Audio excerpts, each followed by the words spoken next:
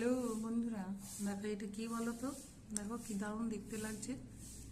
আমি তো বুঝতে পারছি না, এরকম ধরনের কোনোদিন দেখি নাই আমি গো। অথচ দেখো, আমি প্রথম ভাবলাম একটা পাখির পালক পড়ে আছে।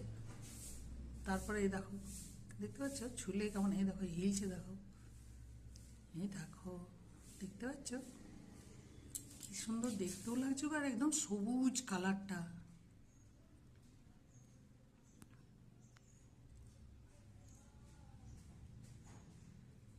এরকম ধরনের কোনোদিন দেখিনি কিন্তু আমি। দেখো দেখো দেখো, কায়দাটা দেখো এর,